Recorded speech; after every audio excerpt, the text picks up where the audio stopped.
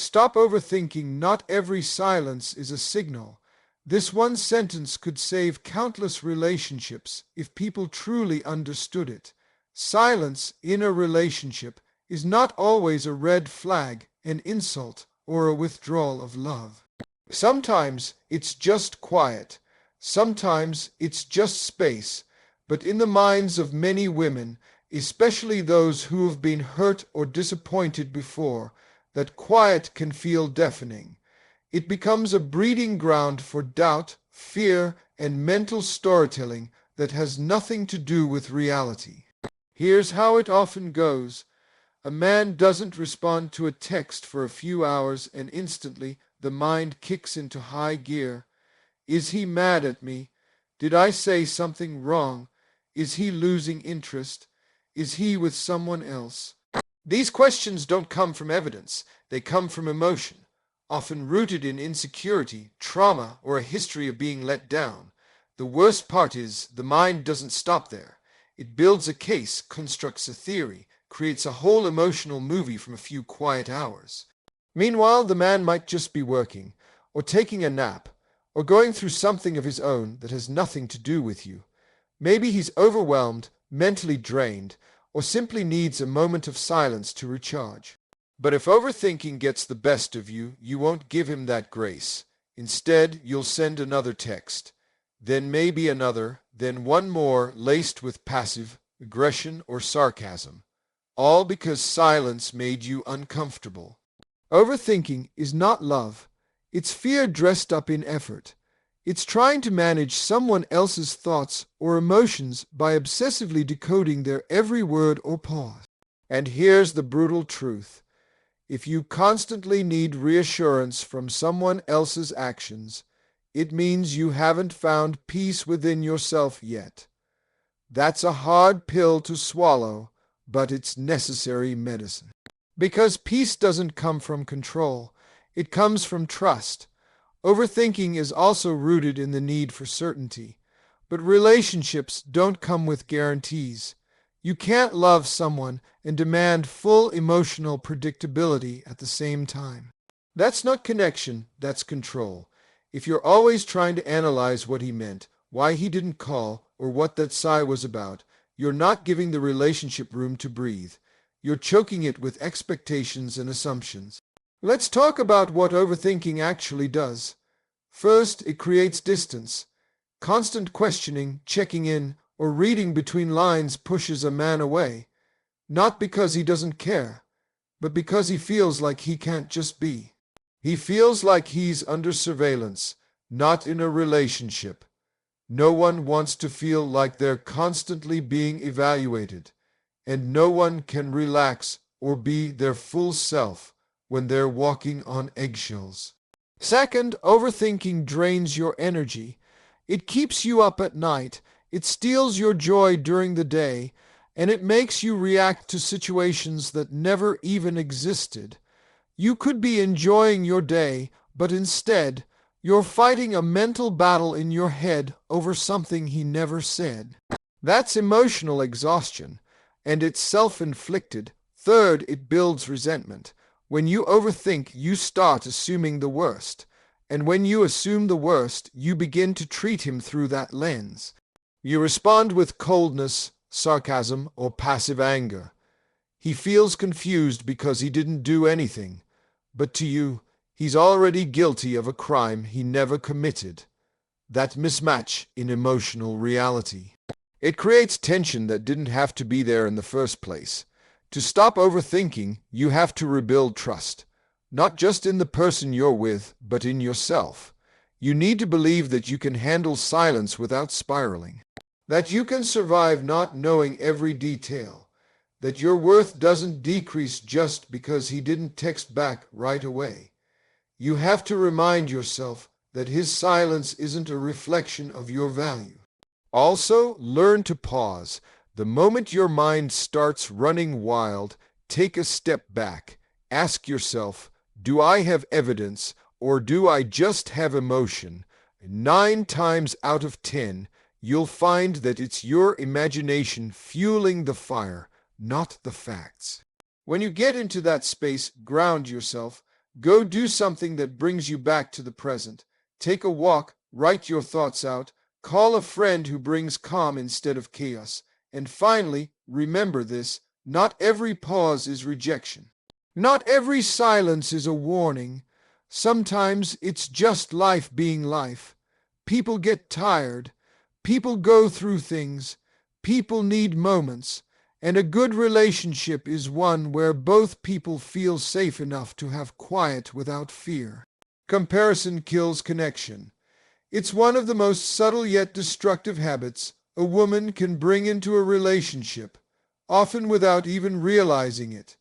It starts small, an innocent comment, a quick mental note, a casual observation, but before long it becomes a pattern.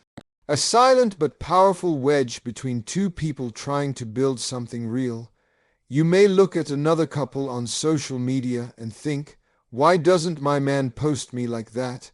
You might see your friend's boyfriend buying her flowers every week and wonder, "Why doesn't mine do that?" Or maybe you think back to your ex, the way he dressed, how he talked, the places he took you, and begin stacking those memories up against the man in front of you today. Every time you do that, you take a brick out of the foundation of your current relationship and toss it aside. The truth is, comparison is rooted in dissatisfaction. It's not about what the other man did or what another woman has. It's about the gap between what you expected and what you're currently experiencing. And instead of communicating those expectations with honesty, many women use comparison as a way to hint, push, or guilt their partner into change. That never works, because men, just like women, want to feel like they're enough. Not like they're constantly competing with a memory or someone else's highlight reel. What comparison does is it strips away appreciation. It blinds you to the good that's already in front of you. You stop seeing his efforts, his unique ways of showing love, his personal growth. Instead, you filter everything through a lens of he should be more like, and that more like is almost always someone who isn't dealing with your daily life, your real struggles, or your emotional needs. They're just a projection, a fantasy, or a selective memory that has no business sitting at the table with you and your partner. There's also a dangerous irony in comparison. Often, the things you're envying come with their own hidden costs.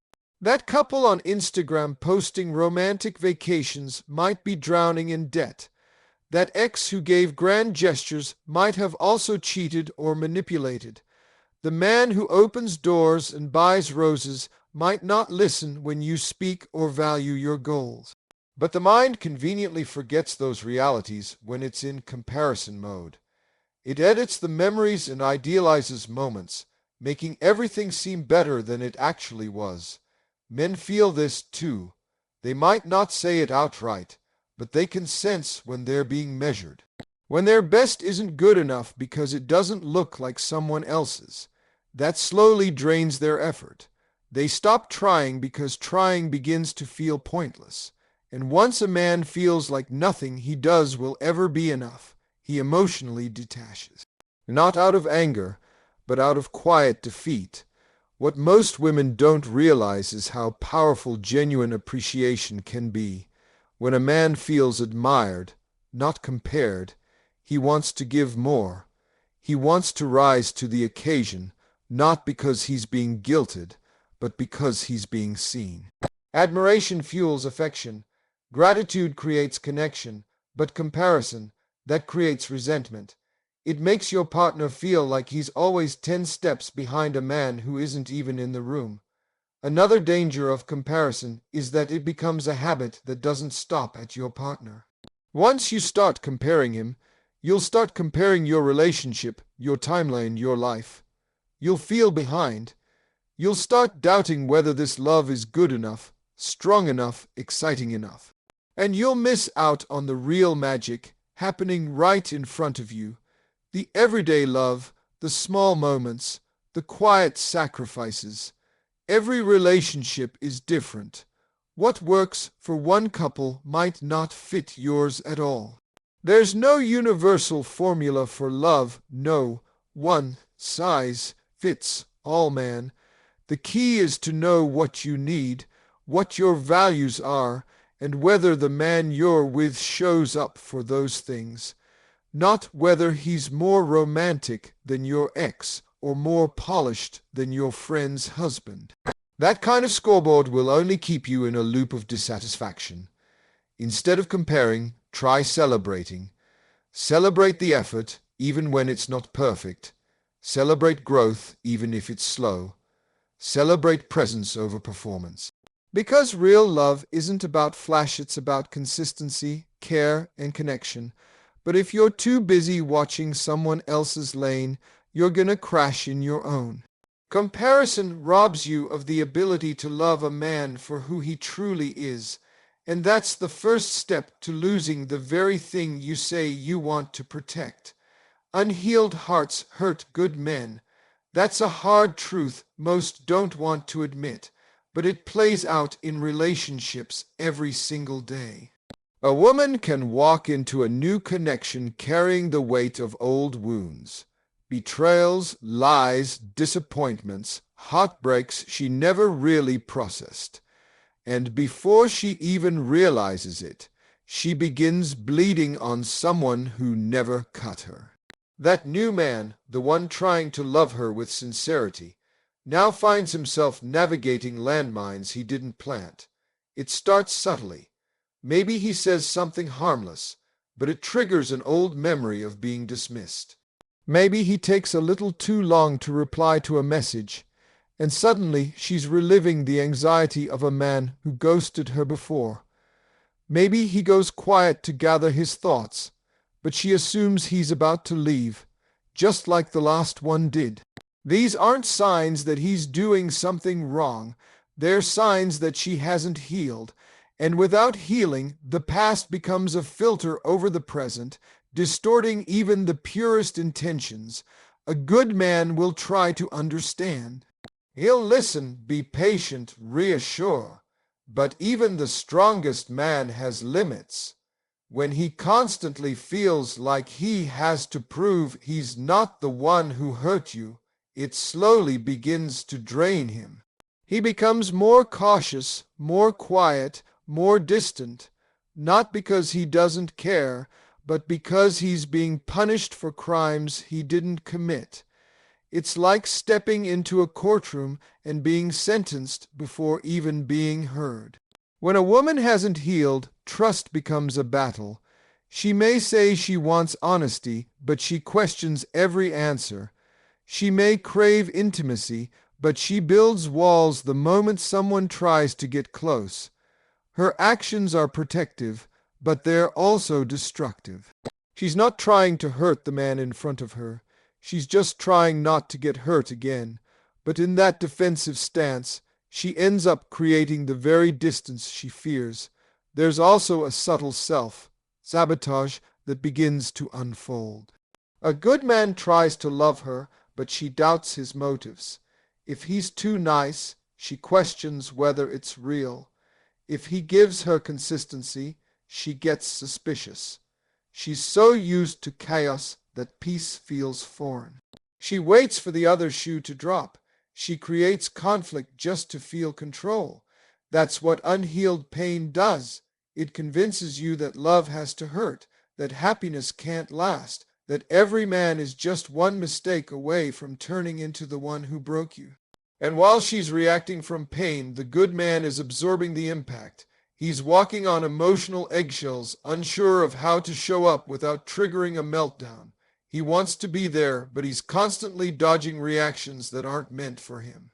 It wears on his spirit. Eventually, he starts questioning himself. Am I not doing enough? Is it always going to feel like this? Why do I feel like the villain when I've only tried to be the hero? And when he finally walks away, it's not because he didn't love her, it's because he ran out of ways to prove he was safe. The tragic part is that the woman often doesn't see it until it's too late. She realizes she lost someone rare, someone real.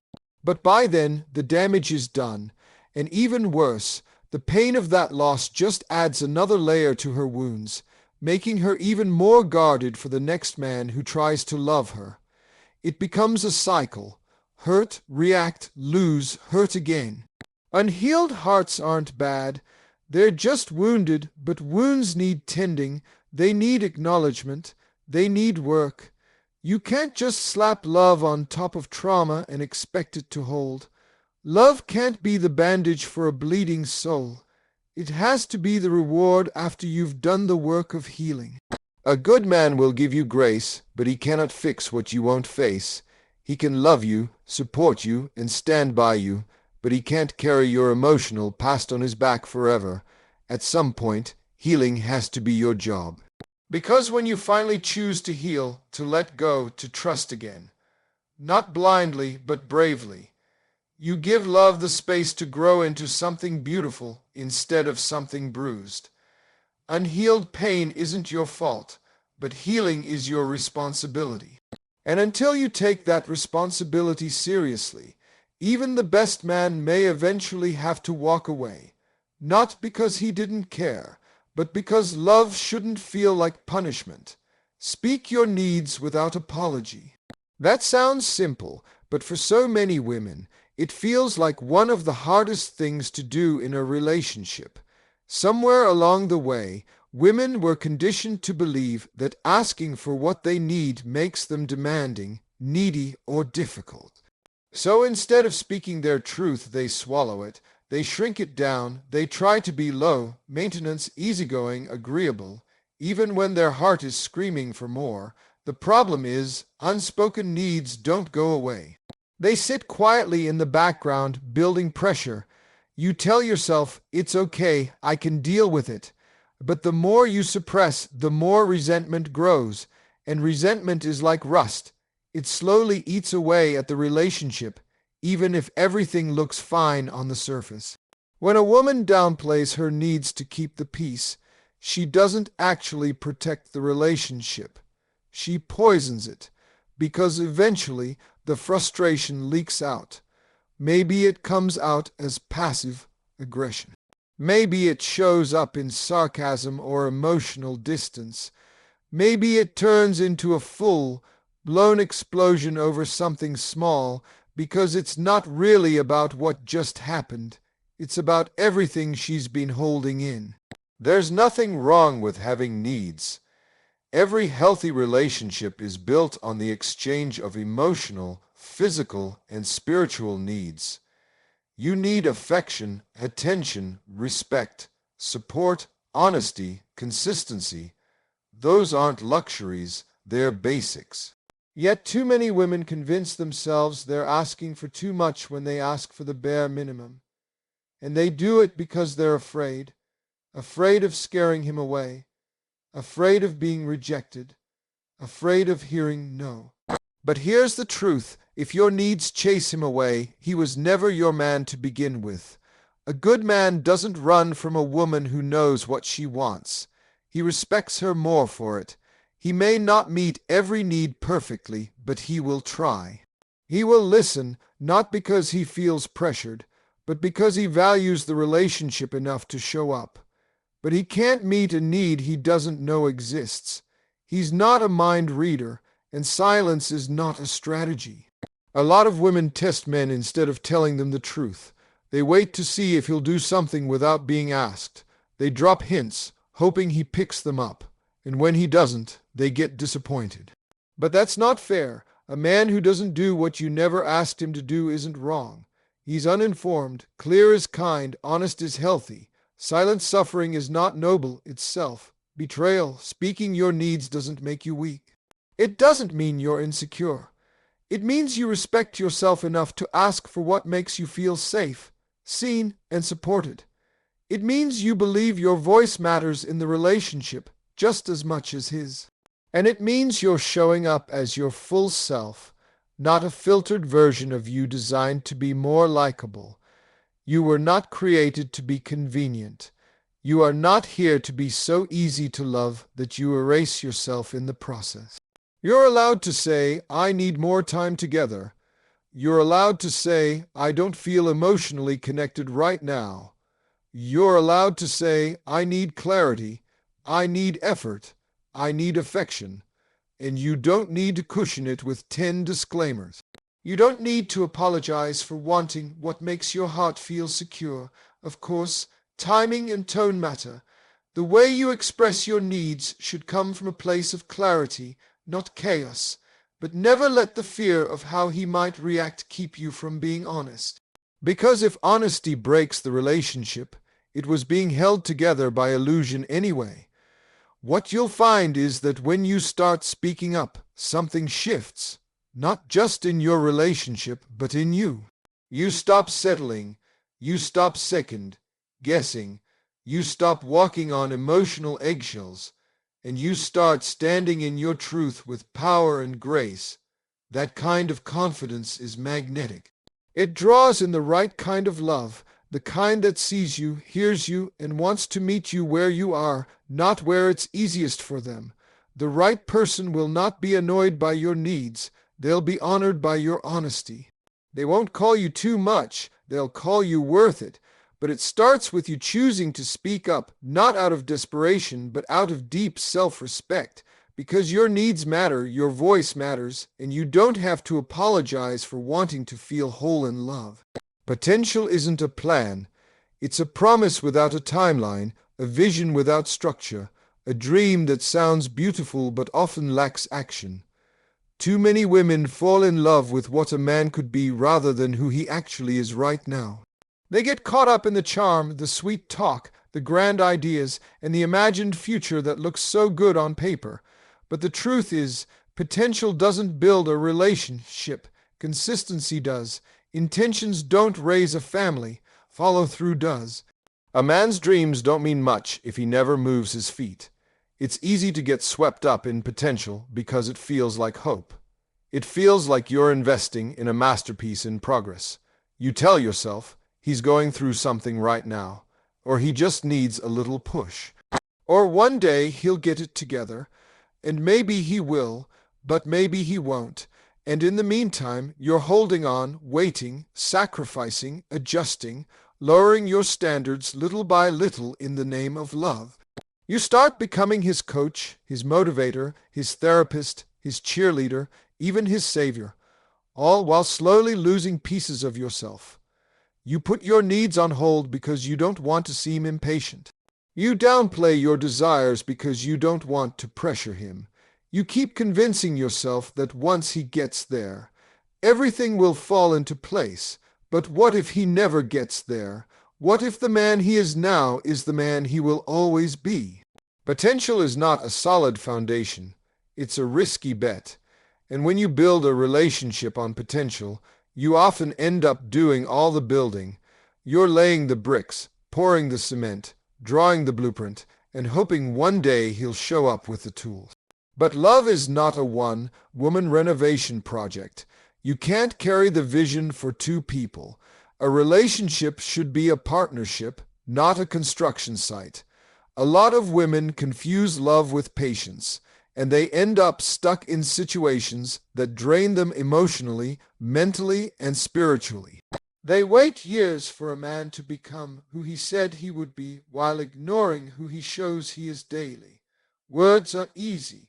Change is hard. Anyone can talk about goals. The real test is in the daily choices. Is he disciplined? Is he intentional? Does he take responsibility? Is he moving forward? Or just making excuses? Potential can be dangerous because it creates fantasy. You start falling in love with a version of him that only exists in your mind. You defend him based on the man he could become, not the one he is. You explain away his lack of effort, his broken promises, his inconsistency, because you believe he's trying, but trying without results is just rehearsed regret. It's a cycle of almosts, maybes, and next times that never quite arrive. And what about your needs? What about your timeline? What about your goals? When you invest in potential too long, you delay your own growth. You put your life on pause. You start making excuses for why you're not happy, why your standards are lower, why you're settling. You say, at least he's not cheating, or he's not where he wants to be, but he loves me. But love without direction can still leave you lost. There's a difference between supporting a man and saving one. Support means encouraging someone who's already moving, who's showing up, doing the work, and owning his process. Saving means dragging someone who's stuck, making excuses, and using your loyalty as a cushion for his lack of ambition. And no matter how strong or nurturing you are, you can't build a man's character. That's his job. Women often believe that their love can inspire a man to change, that if they're loyal enough, patient enough, loving enough, he'll rise to the occasion. But a man has to want to rise on his own. Change driven by guilt or pressure doesn't last. Real change comes from internal conviction. And until he finds that for himself, you're just babysitting potential. You deserve a man whose present matches the future he talks about. Someone whose effort today reflects the life he claims he wants tomorrow. A man whose actions make you feel secure now, not just hopeful later. Because dreams without action are just decoration. Potential without progress is just procrastination. And love that only lives in the future will starve you in the present. You teach people how to treat you by what you tolerate. That truth is powerful and sometimes painful because it puts the responsibility back in your hands.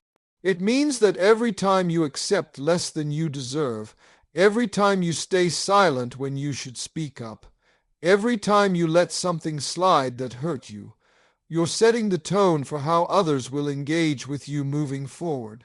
Whether you realize it or not, your silence speaks just as loud as your words. Your patterns create your boundaries, and your boundaries shape your relationships. People pay attention to your reactions. If you tolerate disrespect even once, you're showing someone that it's an option with you. If you accept inconsistent effort, you teach them that you're okay with emotional crumbs. If you forgive betrayal without accountability, you're telling them that loyalty isn't a requirement in your world. And slowly, piece by piece, your standards start to erode. Not because you're weak, but because you're hoping love will fill in the gaps where your boundaries used to be. This is especially true in romantic relationships. A woman might start off with high expectations, knowing exactly what she wants and what she won't accept. But over time, if she really loves someone, she may begin to make small compromises. She starts rationalizing. Maybe he's just going through something. He didn't mean it like that. It's not that big a deal. Those little justifications add up.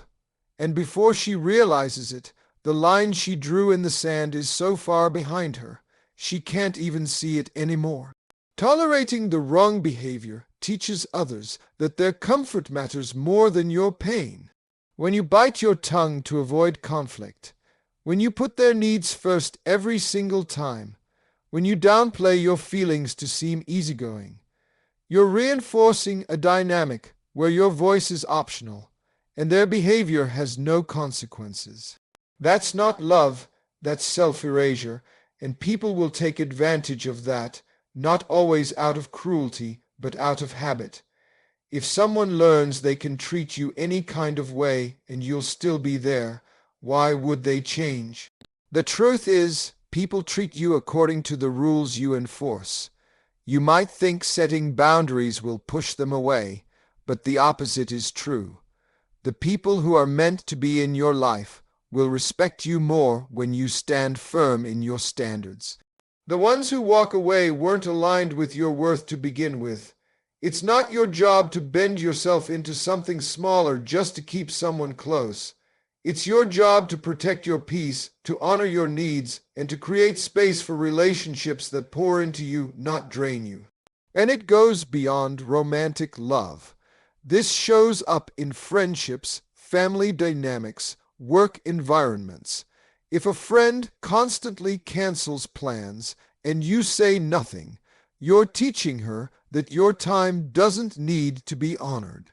If a family member speaks to you with disrespect and you continue to allow it for the sake of keeping the peace, you're telling them that peace requires your silence.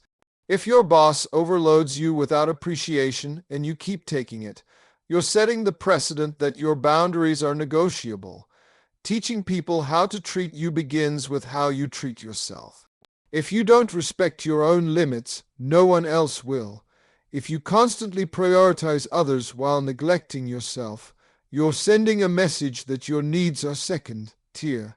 It's not about being harsh or cold, it's about being clear. You can be kind and still have boundaries. You can be loving and still say, "That's not okay with me." You can be forgiving and still choose not to allow repeated offenses. Some women confuse loyalty with endurance. They stay in situations too long, thinking that holding on proves their value. But your value isn't proven by how much you can endure. It's reflected in how you protect your self-worth. Every time you tolerate what hurts you, you shrink. You teach people that they can get the benefit of your love, your time, your energy, without the responsibility of treating you right. And over time, that becomes the standard. Not because that's what you asked for, but because that's what you accepted. You are not responsible for other people's behavior, but you are responsible for what you allow. The moment you stop tolerating mistreatment is the moment everything begins to change. The moment you raise your standards and stick to them, even when it's hard, even when it costs you someone you care about, you reclaim your power.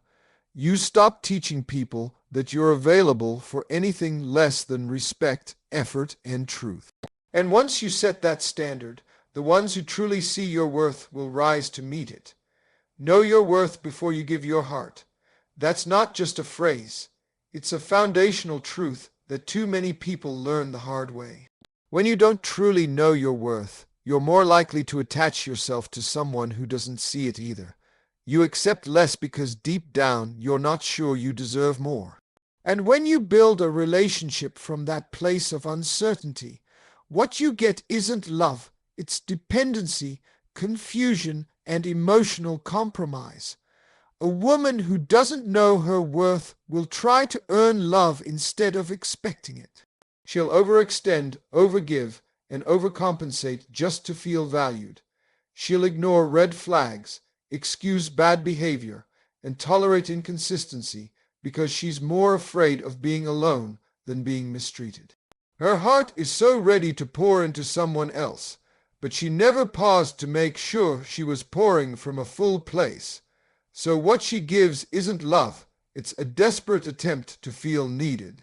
When you haven't done the work to understand who you are, what you bring to the table, and what you deserve, you end up seeking validation through connection.